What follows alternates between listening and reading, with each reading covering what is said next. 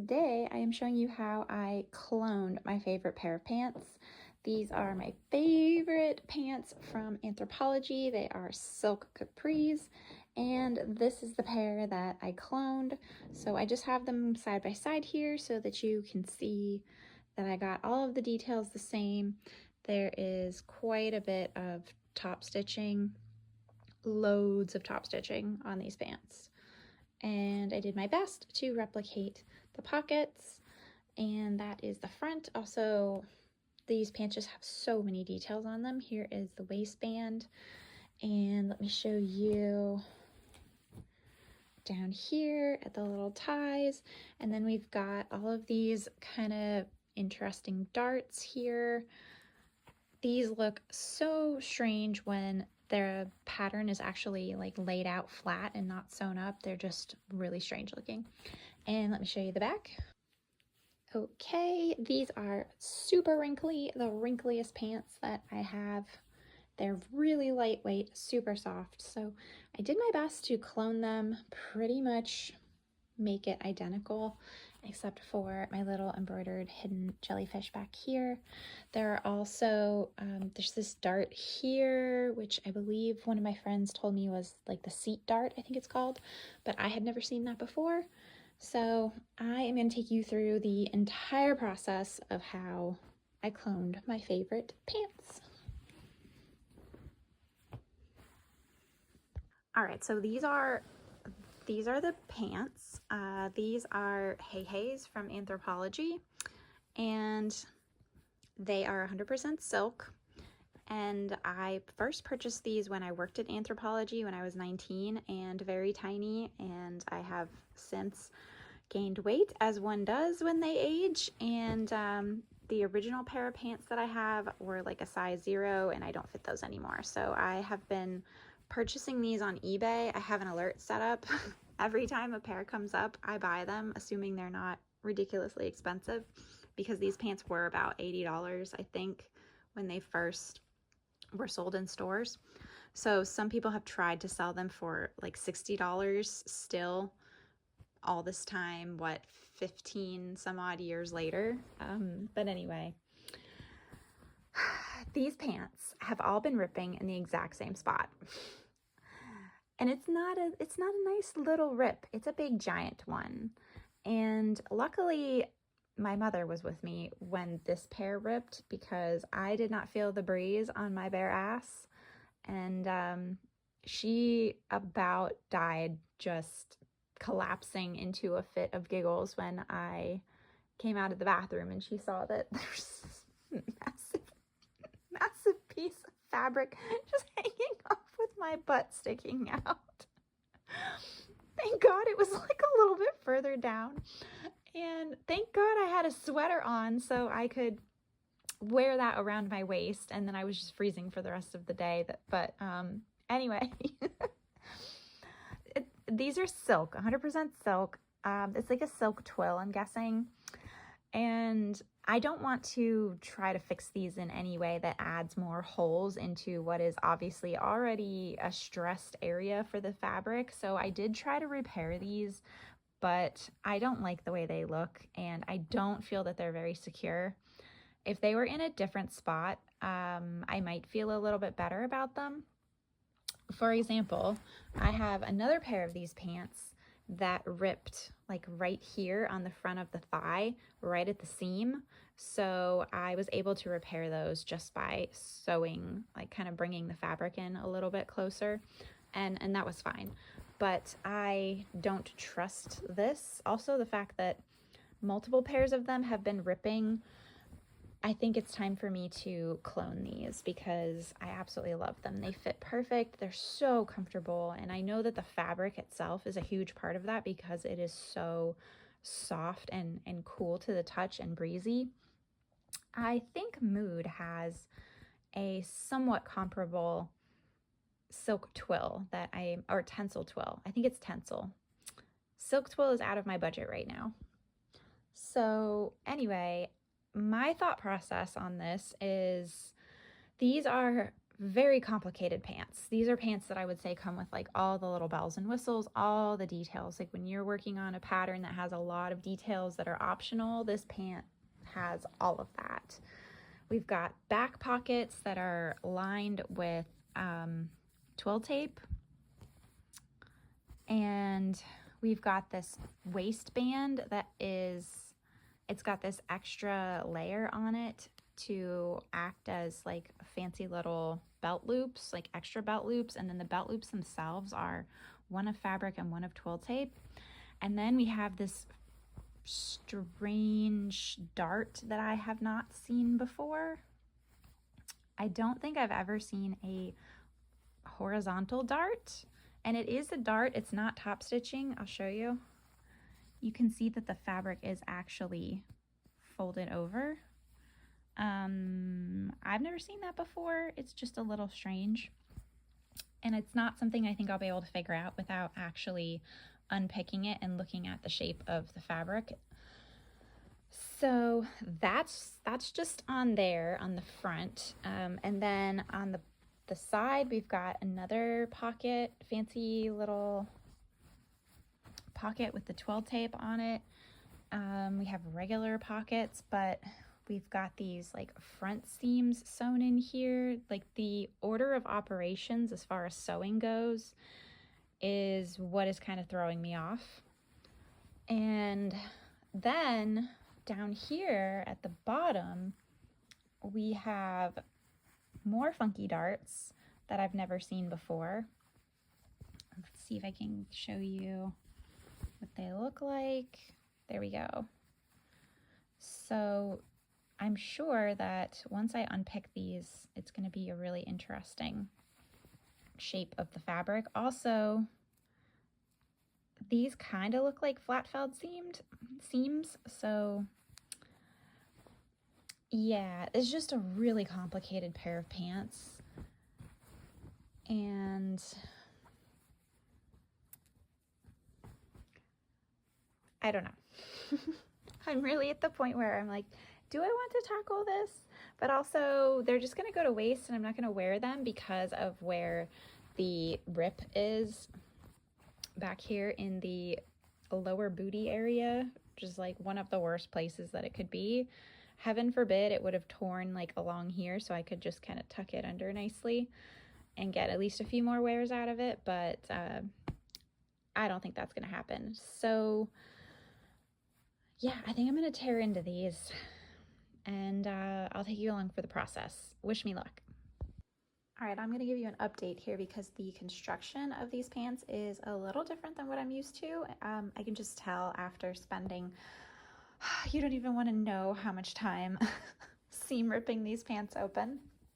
I am only seam ripping one leg, and I will just work with that because there is so much top stitching. I'm working my way through this triple line of top stitching here, and I'm happy to, and Moose is underneath. I'm happy to report that these are not flat felled seams. They're serged and then top stitched down, triple top stitched down. Oh yeah. So the pocket at the top here is, so basically there is no pocket, I guess like, I'm trying to think of what it's called, but basically you've got the cutout pocket here, and then, can you tell my brain is fried? I've been doing this all day. This is one long piece of the front, and this is going to be going to the side seam here. And then you can see, here's the front with the zipper. I have removed the waistband. And so underneath here is the actual pocket. So what happens is the bottom of the pocket here gets turned up, and I think it's about 1/4 inch. And that will get ironed down and then sewn onto the front, kind of left side, I guess you could call it, of the front, because the front leg, front portion of the leg is in 2 pieces here, with this seam going down the front. And then that gets triple top stitched again. Okay, so I'm just doing this on the floor because it's easier. So this is the back pant leg, and I have marked everywhere that I could think of. I did go ahead and remove the side pocket here, and I have completely undone the entire little sleeve here for the drawstring, and it's triple top stitching. There's so much top stitching, which, you know, is part of what makes it unique. There's also the little buttonhole here for the drawstring to come through, and this little spot here is what was kind of confusing me earlier, and it's just a dart. It's just a dart. So I went ahead and marked the dart placement, and basically it looked weird to me because usually when I've sewn darts down, I don't do this kind of rectangle, kind of box shape here. I will just sew it down in one spot. So it's just a cool little extra design feature. And the one thing that is stumping me besides that, now that we have that all cleared up, the other thing that's stumping me is this pocket. Is it this pocket? Nope, it's the other pocket that I've already removed. I will have to show you. This is just a regular pocket that has the twill tape on top. So I don't think I'm going to remove that. I'm going to try my best to not have to remove this just because I'm so tired of seam ripping today. So this is the pocket that I'm talking about, and the reason that it's stumping me is because of the way that this is sewn here.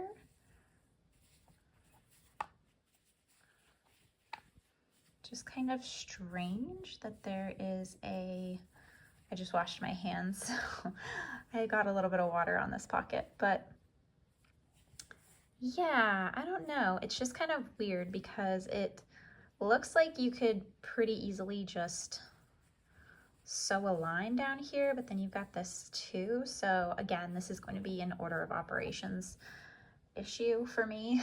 What I mean by that is just sewing everything in the correct order to get the look that I'm going for.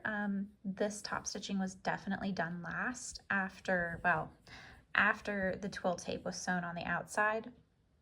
So I might need to just unpick this to try to get an idea of how in the world this is sewn. Okay, so let me just show you what I have been doing for the darts here so this makes sense. This is the bottom of the pant leg, and this is the little buttonhole for the drawstring sleeve. So I am using my trusty Crayola ultra washable markers.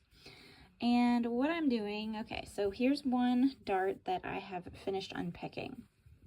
And I have just made a mark across the top where the top stitching goes to stitch the dart down.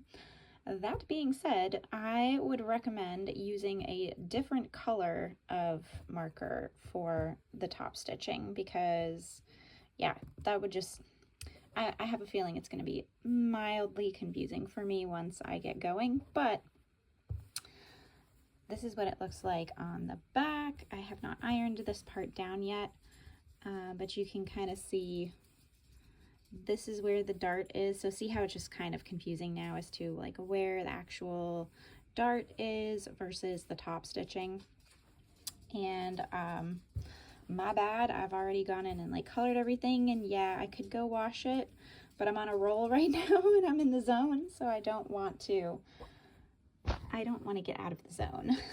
Although I do need to go eat lunch. So anyway, this is the really wonky looking top stitch part. I don't remember if I talked about this or not, but it's just something I noticed because sewists are very hard on themselves, and I know I am when our top stitching's not perfect, but you can see that this top stitching was really wonky and not straight. And I assure you it's the top stitching and not me drawing really crappy lines, although they're not great.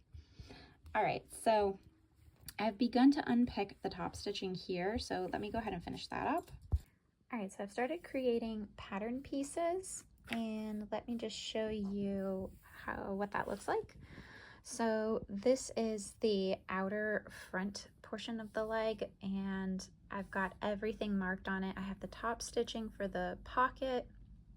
I have the outer pocket here all marked. I have my darts marked, and I have the drawstring casing here. So I've just gone ahead and transferred that to my paper. So basically I just used printer paper and overlapped it by about 1/2 inch so that it would be long enough. And this piece was just barely long enough for 3 pieces of printer paper. So I went ahead and I marked the top stitching here, which is where the drawstring casing is going to get turned up. I have my little buttonhole marked. I've got the darts all marked here. And this part of the fabric was pretty distorted at this point. You can see it's kind of a mess down here. So I just went ahead and measured from the top stitching to make sure that everything was nice and even. That's why it looks like kind of a mess down here. And moving up here, I have marked where the top of the pocket flap is going to go. So it's going to get stitched down here, and then the other marking is for the top stitching. So you can see there are 2 lines of stitching on the actual pant leg. And I've got my inner pocket top stitching here, and I've got a little mark here for where the bottom of the pocket is going to be. Basically, like, this is as far open as the pocket is going to be because of the seam allowance, which is 3/8 of an inch. So it's going to end up right there. And I did the same thing at the top here. I've marked where the seam allowance is, which is 3/8 of an inch. And then that triple top stitching will occur much later on in the process. So that is how I did this pattern piece. It was a lot of measuring because this leg is quite distorted at this point because I have worn these so much, and they're really stained looking now after they've been ironed and put on the floor and everything, so they're not looking too great right now. But anyway, I'm going to continue with this process. I have done the inner pocket, or the pocket bag, I guess you could call it, which is what goes, or I guess, is this the facing? I forget what this is called. I think this is the pocket bag.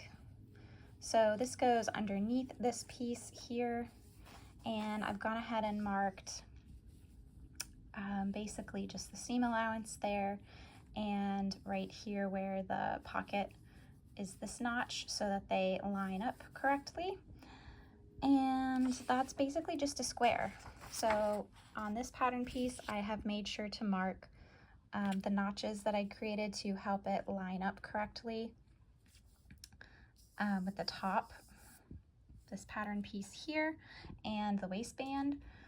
And I have marked how much it is folded under, and this little pocket alignment notch here, which is going to match right here on the pocket, so that way everything gets nice and lined up.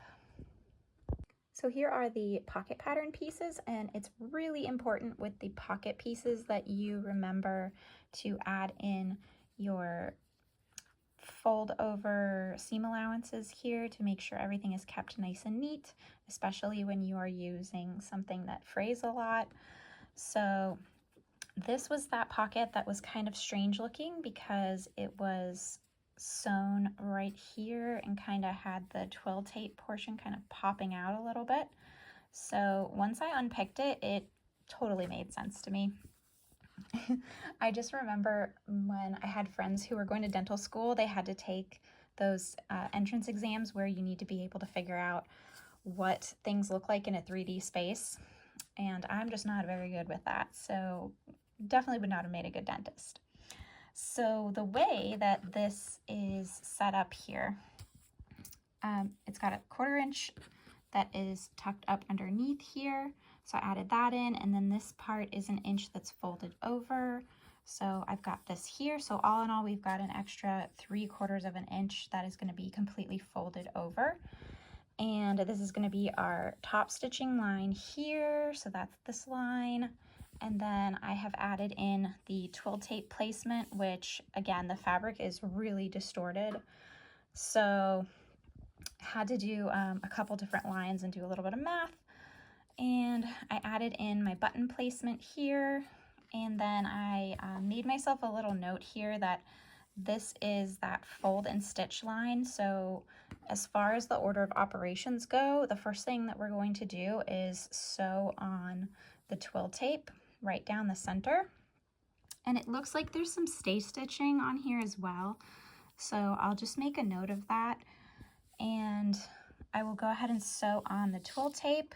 And then after that is sewn on, then it will get, let's see.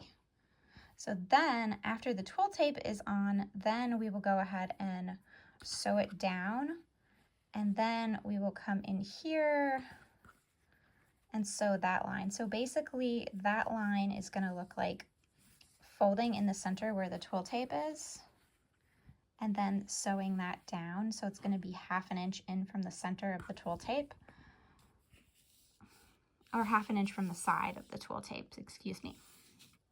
So that will get folded to this and stitched, and then you'll have that nice little 3D pop where the twill tape is placed. So that is the complicated pocket. And then this is the simple pocket. These are just the back pockets. So same thing here. This one is not 3D like that. You can see the twill tape is just sewn on. So I have marked where that is going. I have my button placement, and then again, folding under 1/4 inch and then under 1 inch after that, and top stitching. And then the whole outline of both pockets will be done in bias tape, bias binding that I'm going to make from my fabric, because I do not have any matching twill tape, unfortunately. In the future, when I hopefully remake this and it comes out well, I will get some matching twill tape. So those are the pattern pieces I have so far. I'm going to go ahead and start cutting out a little bit just because I'm itching to get going and doing some sewing on it. All right, so I actually ironed these in the wrong direction, so I'm back here and ironed them in the right direction. These are my little pocket bags slash pocket facing. Basically from this line to here is going to be that curved line where the top of the pants are going to go. So this part is going to stick out from the pocket, so your hand will be going in here. So I actually ironed this in the wrong direction. It needs to be ironed this way to keep that hem or that seam nice and clean on the inside. So I'm going to go ahead and do that with those. And I have also added some interfacing onto the pockets up at the top here, because this is such a flimsy fabric, just to give it a little bit of stability. So I have folded over the top by 1/4 inch and then ironed in my interfacing.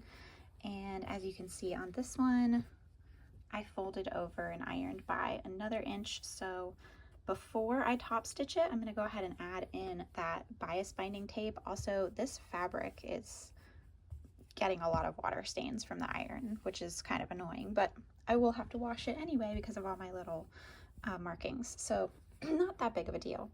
Also, I am going to start making my bias tape here, and I have cut out pieces that are, see if I remember, I think they are 3 1/4 inches wide, and I have a little bias binder maker that I'm going to use to iron these out so I can start sewing them on and get my pockets going. I have also sort of started on the waistband here.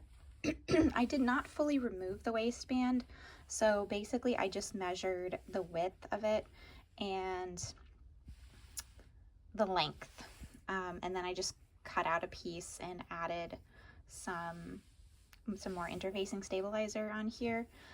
And I need excuse me, I need 2 pieces to overlap with each other. And then I also need 1 more piece on top. So I actually need 3 pieces of the waistband in order to get that cool little like drawstring half casing type of thing that is on there. And the other thing that I'm going to do,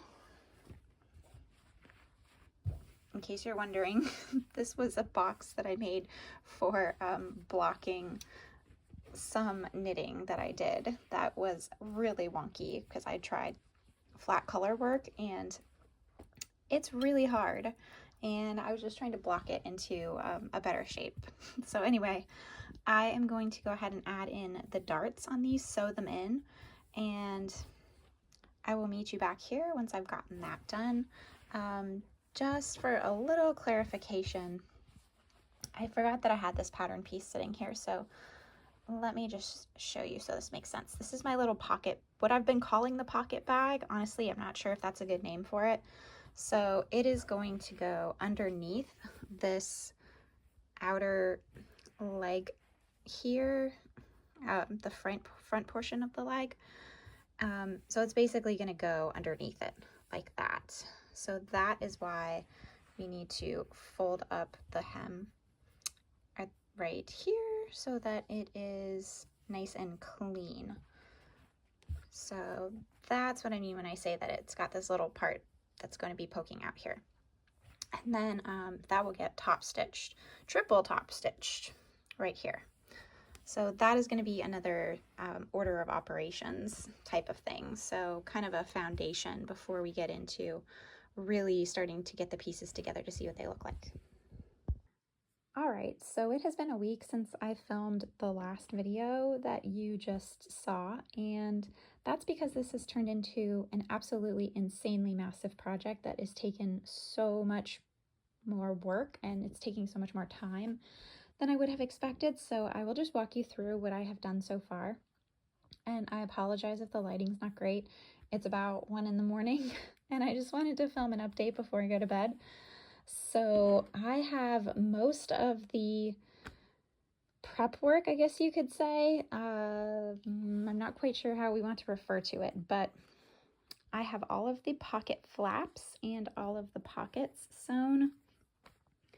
This was so much work, just cutting out. This is all, well, it was supposed to be bias cut, but I don't think I quite sewed it or cut it on the bias. So some of these are just cut straight. These I didn't really care if they were cut straight because they don't need to flex at all. Unlike the part that I used as the binding, this really needs to be cut on the bias, so you're able to get a little bit of stretch in there to wrap it nicely around all of the little rounded parts. So I had to make 1 flap for each of these, and there are 2 back pockets that are smaller. So that's these 2. And I still have all of my little Crayola washable marker marks on there that will need to get washed off. And then I made these 2 larger side pockets. These were the ones that were kind of strange looking with that little center part. And it was actually incredibly easy. I definitely overthought it. So basically what I did, very first step after cutting everything out, I just marked the center and I top stitched this line of, well, this is actually cut on the bias. You can see from the way the lines are going. So I cut that on and then I folded it in half and ironed it so that it was completely flat. And then I sewed it together like that. And that way you end up getting this cool little almost 3D popping effect from it. And it looks like that, nice and flat on the inside. And after that is sewn up, then you can go ahead and put on the bias tape. Like I said, it's 1 o'clock in the morning and I've been trying to get this done. So these pockets are a little bit bigger than the back pockets. You can see just a tad bit wider, a little bit taller, so they do have larger flaps on them. And I went ahead and cut out the pieces for the fly. So I've got the fly extension or actually this is the fly shield and this is the fly extension. And I did add a lot of markings on here as I was taking that apart, just in case it was sewn up in any kind of strange way that I'm not used to. This is the front of the pants. So I have done the top stitching here. I added my bias binding here for the pocket. So basically, hand will come in like this, and it looks like this on the inside. I just folded it under here so it's nice and clean, and did 3 lines of top stitching, and then I sewed up these 2 inner and outer leg portions together after I added in the pleats, which I have not finished top stitching, but this is what it looks like when it has that little box kind of sewn onto it to just keep it in place. So these 2 upper pleats came out nice and straight. These are at quite an angle, and honestly, I'm not quite sure how to fix that. And I don't know if it's going to make a huge difference, so I'm just going to leave it and roll with it because the shape of the leg looks pretty straight to me. Whereas before, when the dart wasn't sewn in, it was obviously at a weird angle because of the dart. I went ahead and added my buttonhole here for the drawstring casing at the bottom. So that is the front of the pant. Here is the other one. Added the lines. This is where that top stitching is going to go. So I know, because like I said before, a lot of the fabric has been quite distorted over time from wearing it.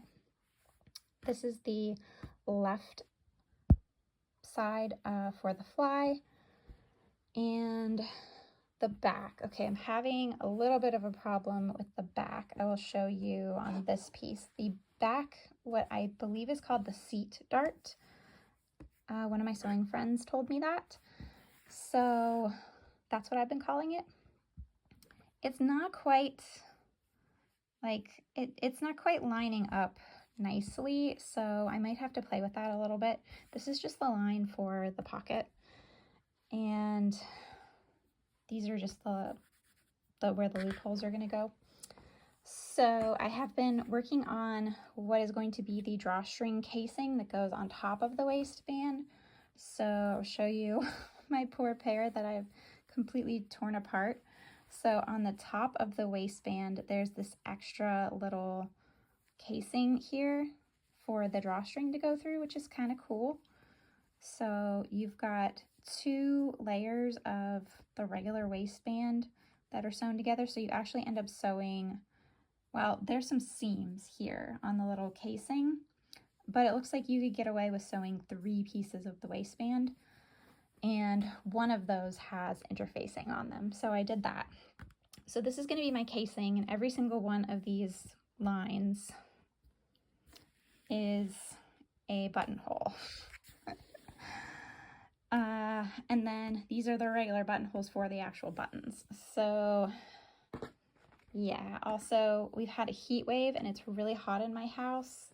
So I've been feeling like a little not great since the heat wave has taken over. The other things I have done, I have sewn up the drawstring itself for, at least I have one done for the ankles, and then this is for the waist. This is the other one for the ankles, which is not quite done. And then this is my waistband, which is also not quite done, but it's going to be ready for the casing piece to go on top of it once I finish adding in all of those zillions of buttonholes. And yeah, that's where we're at so far. I have been trying to decide on buttons. I don't really have any like the right size buttons and flat buttons. So I won these in a giveaway on Instagram, and they're a good size and they're not exactly what I want, but all of my other buttons that would work are black, and I don't really want that because I feel like it's going to make me feel like I can only wear black tank tops with these. which is probably what I'm gonna wear anyway, but at least if I don't use black buttons, then I could wear a white tank top with it as well. So I think I'm gonna use these. These are, I think, about a 1/2 inch, so that'll work. So I'm gonna go ahead and finish these last few steps, and then I will come back and show you where I'm at. Okay, let's go over the waistband with the casing, because the order of operations is really, really important here. This waistband with the casing, 3 layers. Okay, so let me show you how I did this, because I would do it slightly different the next time that I make these. So as you can see, 3 layers, right? So I think in the pants, what they did was stack this casing layer on top of this second layer here that has the interfacing, and basically overlap them, overlap the seam allowance here. And that would give you the look of only having 2 layers here. So that's kind of neither here nor there. It's not a really big deal, but I decided to do that here on the edge so that you can see what I'm talking about. So if I overlap those 2 layers like that, and then I'll sew them together with the 3rd layer, now we've got 2 layers. Not a big deal by any means, but if you're really picky about having your sewing be like as neat as possible, obviously I am not. I want it to look nice, and I don't want it to look homemade, but also there are certain things that I know are not a big deal. For example, these buttonholes, these were really difficult on this fabric. Even with some interfacing, this fabric was just really shifty, and it was difficult to get them to look nice. But I am not concerned, because again, this is the casing where my drawstring is going to go on the top, and then I will have belt loops going, actually, I think some of them go right here in the middle, and some of them around maybe the side seams. They go like one belt loop here and one over here. So this part with the buttonhole is kind of shielded, so I'm not super worried about it. But yeah, the other thing you could do with this is a straight waistband. You can curve it if you would like to. I just didn't want to deal with it. I kind of wanted to just get done as quickly as possible, especially now because I've spent a week on this and I'm still not done yet, because there's just so many details and so many bells and whistles. So my next step is going to be adding in the buttonholes here for the actual buttons that go on the fly. And then I'm going to tuck these seam allowances under, so there we go. Nope, not gonna work with one hand. I am not very dexterous in my left hand. So basically I'll just fold them under a 1/2 inch so that I have a nice clean seam when I attach this to the pants. Okay, so I have been editing the video and I realized that I must have reached the point where I was just done and I just wanted to finish these, and I did not film the rest of the process after the last little clip that you saw. So I just wanted to show you what they look like finished. I don't really think there was that much more that I didn't film. I basically just attached the waistband, sewed it on. I have it tucked under here like I had mentioned, and then I just stitched in the ditch to finish sewing on the back part here. Keep it nice and clean on the inside, although I kind of did a little bit of a poor job in some spots because I was just so over it and ready to be done. I do like the way that the casing came out for the drawstring. It's pretty cool. It's just really unique. I hadn't seen it before on anything other than these pants. Granted, I don't buy a lot of really high-end pants, so that could be why. I think probably the last thing I did was top stitching the fly. I don't know if I really discussed making the fly at all. I don't think I really needed to. I'll have another pants sewing video, I'm sure, where I can go into more detail.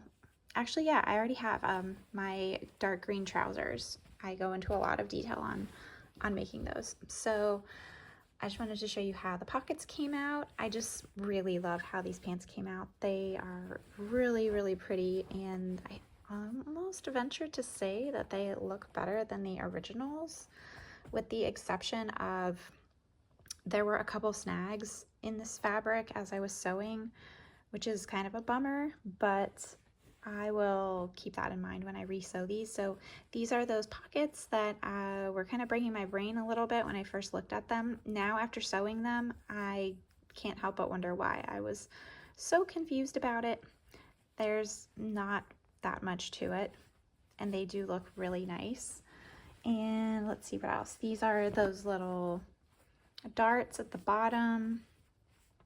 If I were to remake these pants, I think I would, in total honesty, just choose another pair of pants that I'm already familiar with instead of remaking these. And I would probably just do that and add in some top stitching. Basically, I guess what you could do is take your front panel here and just cut it and then add in your seam allowances and then top stitch that front line here, this front seam.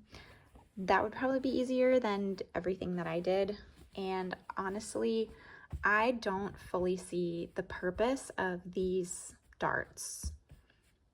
I really don't, because you don't really need like shaping in a pair of, you know, semi-baggy kind of boyfriend style capris around, like this is just below the knee. So in the future, I do like the look of them just because they're a cool detail. I think I would just top stitch a little box here. I'll show you what they look like inside. They just look like that.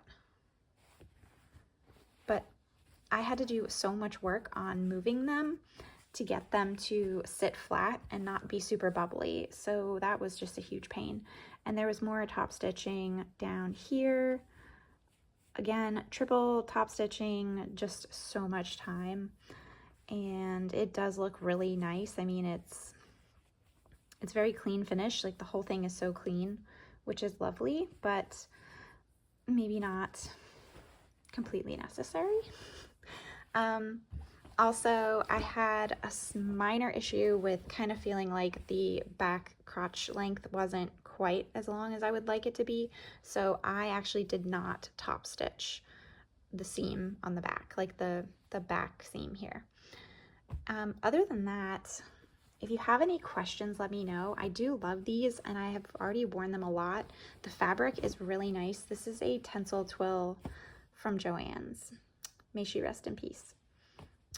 Completed with one of my favorite tags from Kylie and the Machine, I think it's from, yeah. So I will post a couple more like side-by-sides and a video of me wearing them. But if you have any questions, let me know. And yeah, that's my pant cloning process.